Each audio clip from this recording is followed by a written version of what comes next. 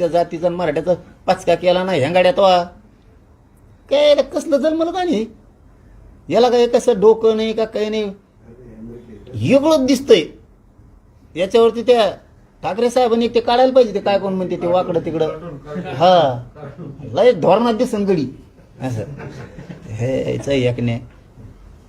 पण भुजबळांमुळे अडचणी आल्या एकंदरीत तुमच्या सगळ्या म्हणण्यानं वाटतं की भुजबळांमुळे अडचणी येतात लय मोठ्या. परत त्याने एक नवीन डाव टाकला गोरगरीब ओबीसीला कळालं. मी सांगितलं तुम्हाला मोगात बाईटमध्ये पुन्हा तेच सांगतो छोट्या जाती आहेत ना त्यांचा सामाजिक राजकीय काम करणाऱ्या बिचाऱ्याला ते फोन करून बोलून घेत आणि ते बोलून घेतल्यामुळे असा गोळ व्हायला लागला ते व्यासपीठावर दिसायला लागले त्याच्या संग. मग मराठ्यांनाच वाटतंय माल ही तर आपल्या गावातला आहे हे आपल्या तालुक्यातला आहे आपण त्याला मानित होतो. मग ह्या जातीचं शिवून आता छगन भुजबळ संघ मराठ्यांना आरक्षण मिळू नये म्हणून विरोध करायला कसं काय आला. म्हणजे त्याच्यामुळे इतके लॉस व्हायला लागलेत ना आता मायक्रो ओबीसीचे छोटे छोटे जातीचे की प्रचंड.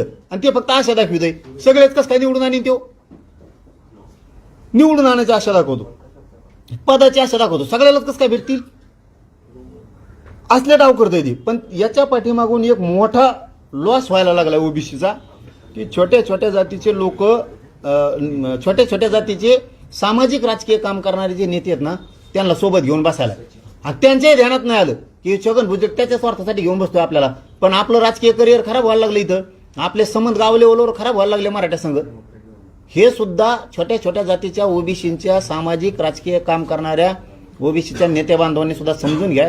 तुमचा ते वापर करतोय आमचं आरक्षण हक्काचं आम्ही ते घेणार आहेत आम्हाला विरोध करू नका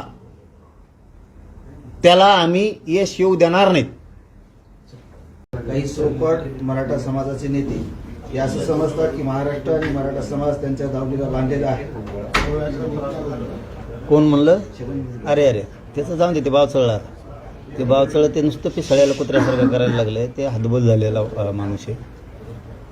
मराठ्यांना शत्रू समजता येतो आणि मराठ्याच्या विरोधात विनाकारण ज्या जाती कधीच नव्हत्या त्यांना सुद्धा खोटे आश्वासनं देऊन त्यांना मोठेपण देऊन असले भानगडी करतोय तो.